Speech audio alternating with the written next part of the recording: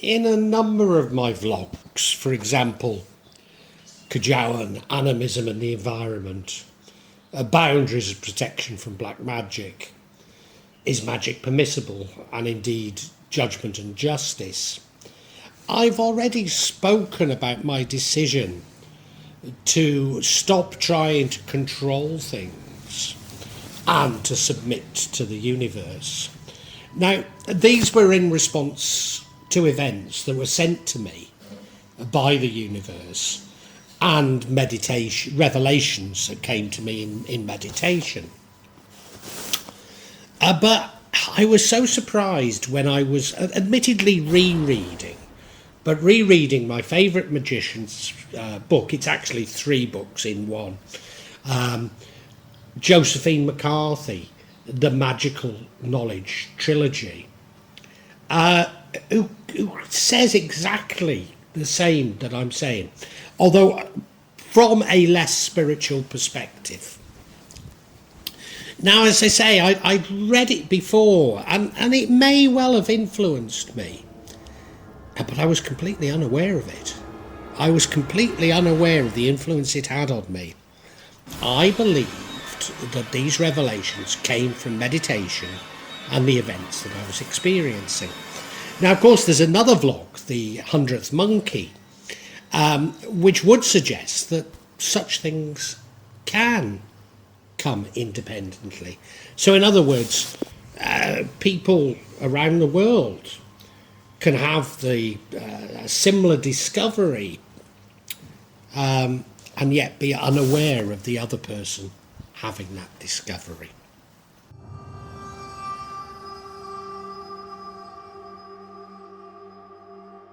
Curses and black magic. Now, I think I need to be clear here that when I'm talking about curses and black magic, I'm not talking about minor curses, you know, or what I call parasites. For these sort of minor things that will happen, particularly if you're a practitioner, normal hygiene and salt are normally enough. When I say hygiene, I'm meaning hygiene in every sense, not just cleaning and cleansing yourself, and not just magical cleansing, but being clean around the house. Whenever we have problems at home, my wife immediately sets about cleaning and uncluttering the house, because of the dirt and the clutter do attract the paranormal. Even if you get these sort of minor attacks in quick succession, they generally can be dealt with by the body's natural reaction, or, if you like, natural immunity to such things. And look, I'm not wanting to put down other people's traditions, but you often hear of magic or curses being sent back. And I have to say that is frankly a bit naive, because it links you to the sender and therefore exposes you to further attack.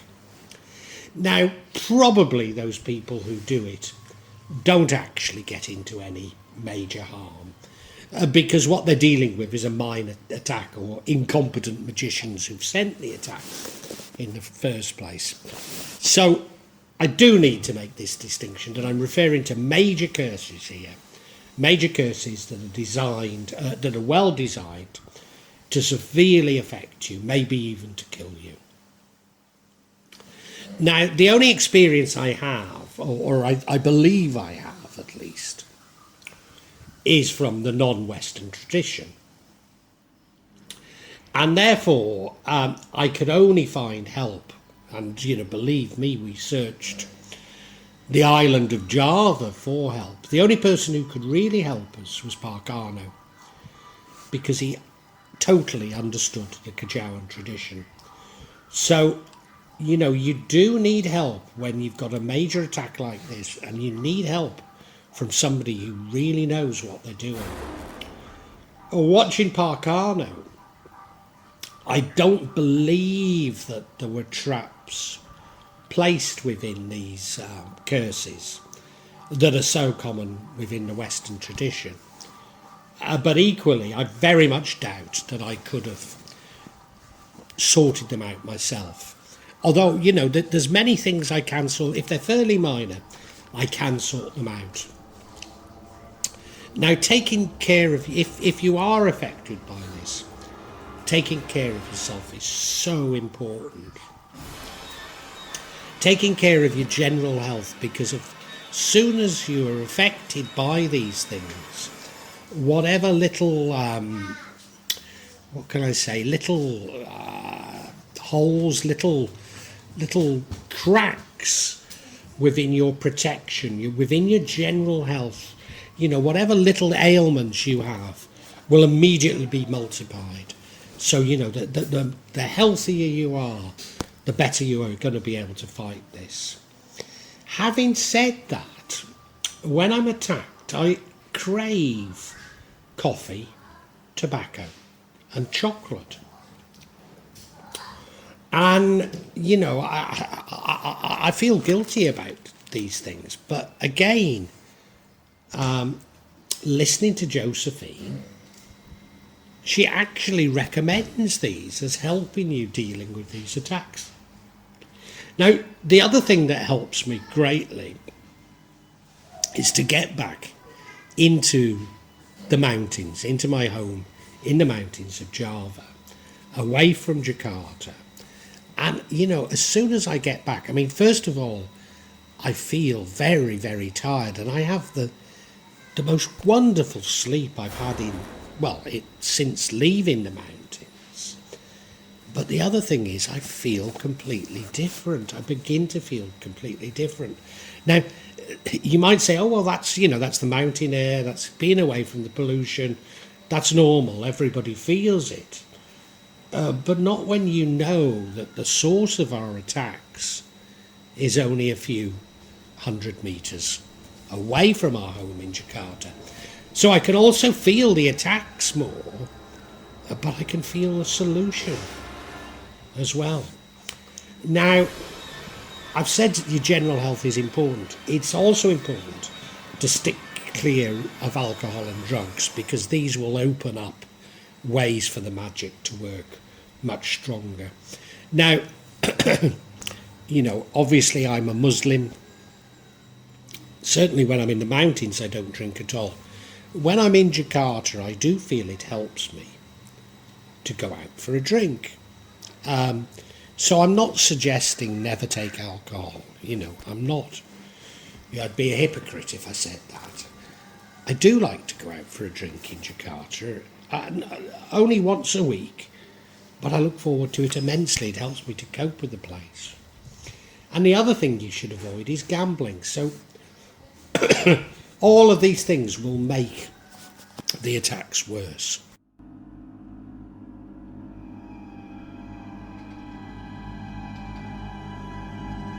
Major attack. Yes, I do need to emphasise, I'm talking here of major curses. Usually they are to prevent you from doing something, or indeed to kill you. Although those intended to kill you are rather uncommon. So my Dukan brother uses Bulu Chamani curse to stop my wife from thinking Bulu Chamani is the feathers of an all-black chicken. So it prevents my wife from thinking, it actually wipes her mind. And that then allows other curses to take control of her mind. I believe also that death curses have been sent to me and my family. Or maybe it's that they're simply affecting my family because we are connected. So they can certainly go down bloodlines, but I think they can also go down, they can also affect people that you're close to. And maybe some of these death curses haven't been sent by the brother because they're not so well constructed. Now, the other thing I need to say is that death curses, I'm using the word death curse, maybe for things that in the Western tradition wouldn't be considered death curses.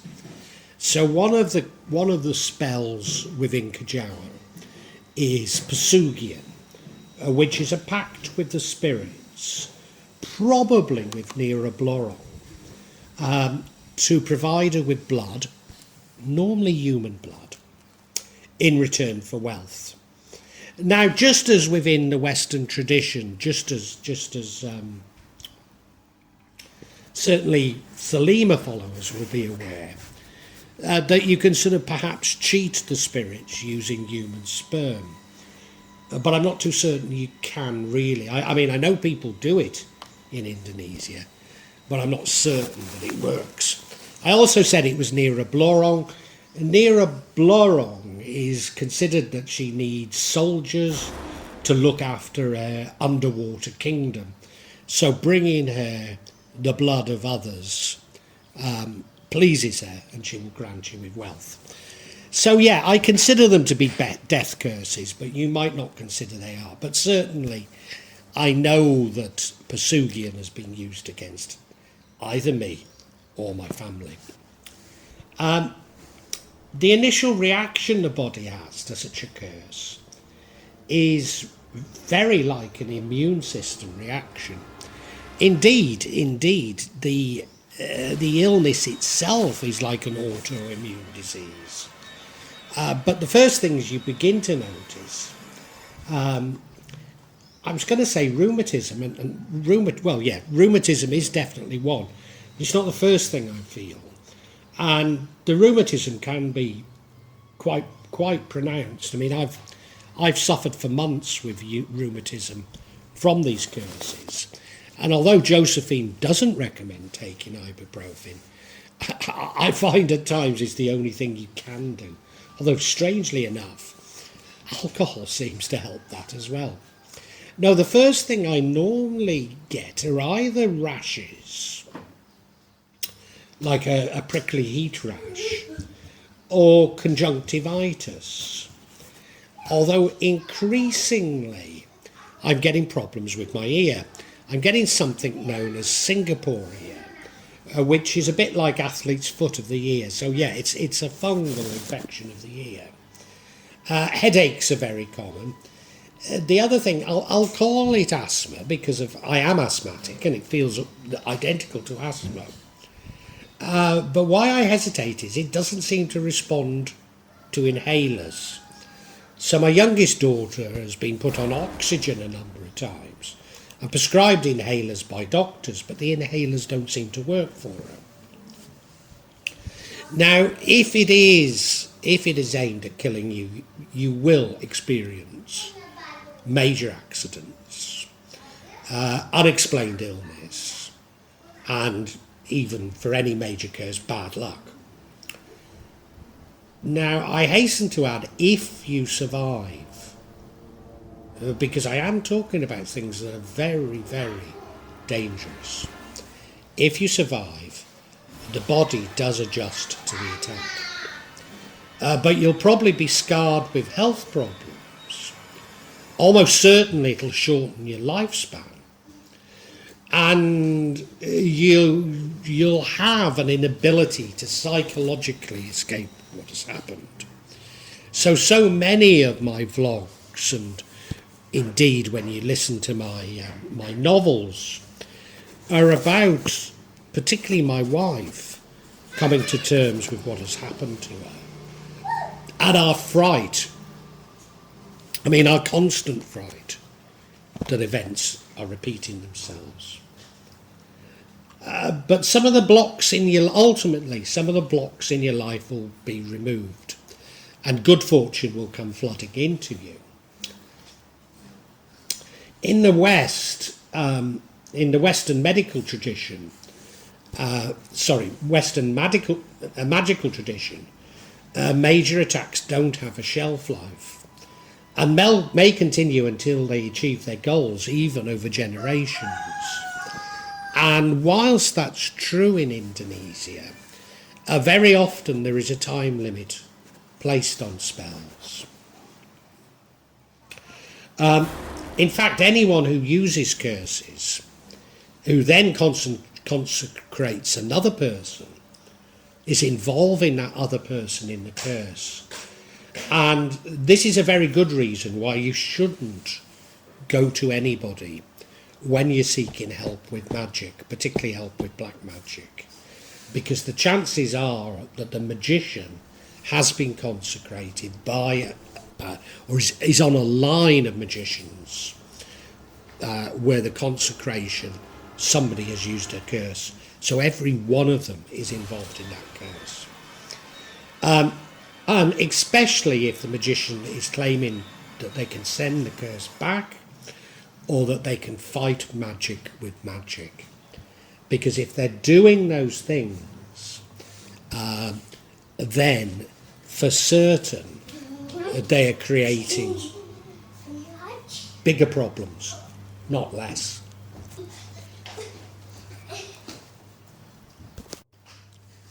So much of the healing work I do is about intergenerational karma. And that's what I believe it is, but of course it could just as easily be about intergenerational curses. And I really don't know. I mean, you know, they are probably often one and the same thing.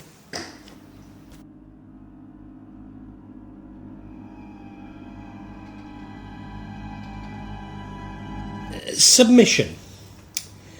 Love and forgiveness are very important when attacked. And I thought this was a part of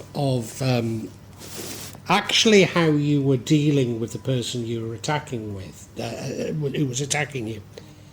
But actually, it isn't really. It is that these simply reduce the negative effects on you.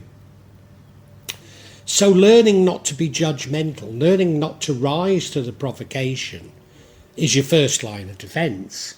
Although, of course, for most people, you know, your first reaction is, I want to get them back, you know, send it back, or send it back tenfold, you know. But that's the worst thing you can do. No, what these things are is simply you learning to live with being cursed. They're probably not a solution, just learning to live with it. Now, it's possible to do inner work to remove a curse, and I have spoken about that in the past. But it's a difficult and dangerous course of action, especially if you don't know the tradition you've been cursed by. So the other solution I came up with, and as I say, I came up with it absolutely independently, and you know, it came through meditation, it came through events that the universe sent to me, but it was to simply submit to the universe. So what this is doing is allowing the universe to react to the attack, and you accepting the consequences for those who are using the magic against you. For me, this knowledge was highly spiritual. I was putting myself in the hands of God and in the hands of the universe. And indeed, although I say Josephine McCarthy doesn't come at it from a spiritual angle as I, she does recognise this in the Magical Trilogy. She says, it all sounds spiritual, and that's because it is. Heavy-duty curses peel away all the pap from one's life and from one's magical experience, and what you are left with is a view of the universe. You learn that taking action in the inner and outer worlds, regardless of what the action is for, shortens and limits powers. Witnessing and upholding the natural flow of action in the universe, however, exposes you to the true extent of power that flows through all the worlds. It's breathtaking. So, allowing something to flow from the inner to the outer world will already affect the people that's doing it. But it goes further than that. The universe seeks balance. Now, it's not really judging. It doesn't, although this is very close to the concept of karma, as I've said before, the universe just seeks balance. It doesn't say this is bad, this is good. But it has, if you like, an equal and opposite reaction. As the curse is often not time-bound, then this reaction lasts until it's achieved. But of course, the other thing is that many curses, things like Pasukian, then the curse could be achieved by the curse coming back to the attacker if it fails what it's doing on the victim. So, to conceive that, I talked about Nera Bloron, who wanted soldiers to guard her underwater kingdom. Well, she doesn't care if it's the magician or the person who paid the magician or the victim that becomes the soldier. Indeed, just as I hypothesized many years ago, submission is really about giving our adversaries enough rope to hang themselves. Now, for me, it's difficult because of many of the adversaries we're talking about are my loved ones.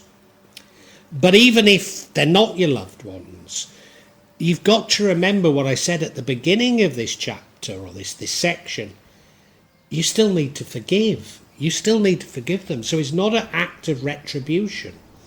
It's just saying to the universe, I don't care. Yeah, we need to be disinterested from the situation. Now, you see, I wanted to help. I wanted to help my brother-in-law. I wanted to help the other people. But events taught me that I couldn't. And again, Josephine McCarthy says, it's a simple case of opting out of day-to-day fate and putting your life in the hands of the universe. There are a variety of ways to do this, and the one I know best is at the edge of the abyss, communing with the angelic being within the abyss, handing over your fate in service, and submitting to the power and knowledge of the universe. Now, I haven't quite done that. I've done it through a more sort of mystical or religious way, but, we're talking about the same thing.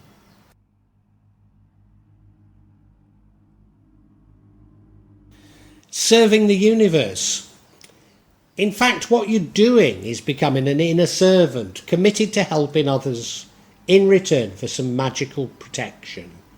And what you'll also get is a massive insight and power, but rather frustratingly, only when these are needed. You will be judged on your past actions.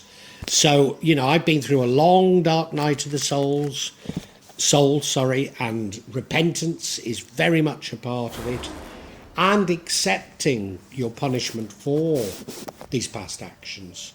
You have to face up to your own misdeeds. This is you working off. Now, it's not just your karma. As I said, I see it slightly different to how people use the word karma. So forgive me for using it in a slightly different way here. And ancestral karma. And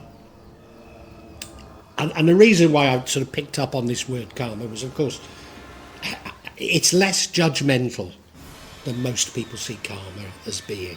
It's simply the universe reacting.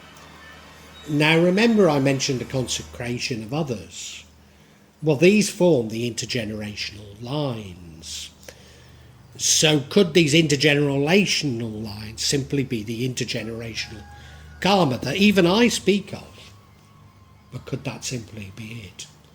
People seemingly unconnected to a curse who get caught up in it. And again, Josephine McCarthy is very good on this. Although that the pattern cannot be stopped, it can be redeemed. Just because you inherit the lying habit of cursing doesn't mean that you have to curse. You can choose to rebalance the seesaw by offering in service to dismantle the damage wrought on your fellow priests, wrought by your fellow priests. This is somewhat of the redemptive basis for Christianity. You cannot be indifferent or opt out. If you're in a line where the consecrated cursed people, you will either curse or lift curses. So this is very much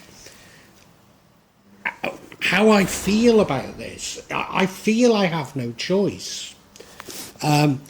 I feel this, I've been thrust into this whole thing, and I've been thrust into it without knowing why I'm being thrust into it. You know, this sort of why me I've said so many times.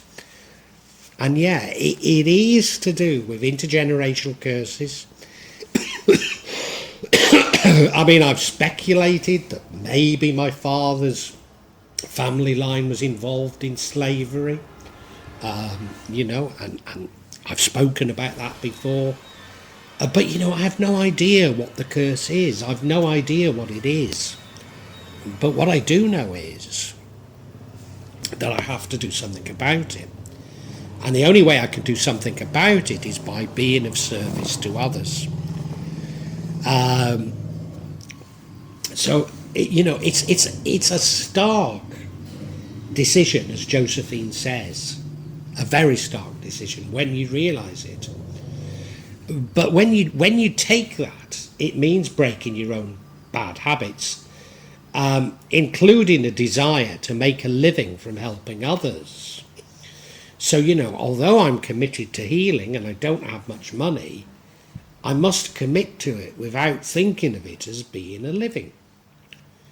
Any acts of harm that you now commit will be dealt with most severely by the universe.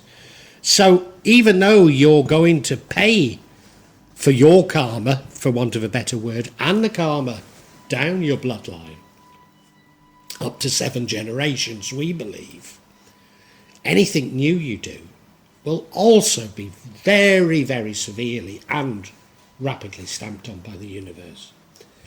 And now I've repeatedly said that Kajawan believers need to get rid of addictions and attachments before they die. But I think this is more so. We need to do this immediately because it frees us a little more from the ego. So it does feel like it's all about taking us away from the ego or sublimating the ego. It also allows the universe to give us more powers. So if we can suppress our ego, the universe is in a position to give us more power. But remember, you're submitting to the universe, and the universe will take care of your needs. So this, you know, I've said I've not got much money. I'm going to work in the service of others without looking for money from it, but the universe will take care of me. And that is a decision you have to take. You have to say, yeah, I'm putting myself in the hands of the universe, and the universe will look after my basic needs. As a servant, the universe will constantly present you with problems to resolve, and they become progressively harder and nastier. So, in deciding to become a servant to the universe, don't do it lightly. Don't do it lightly. It's not exactly a bowl of cherries, but as I say, I didn't feel I was given any real decision to make. Well, I really hope you've enjoyed this vlog, and that, yeah, not only got something out of it, but provoked thoughts. I'm not here to push my beliefs, my thoughts on you, only to open up your own thinking, get you thinking about the world and life. When I started The Real Magic of Java, I believed that I'd only release them every month or maybe every 2 months. But now I find myself adding to this subsection once or twice a week. But please subscribe and hit the bell to get notifications for when I add new parts to this subsection.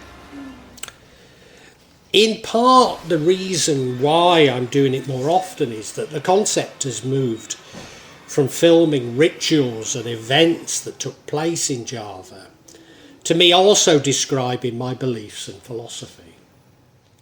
And that does come in response to people expressing an interest in it.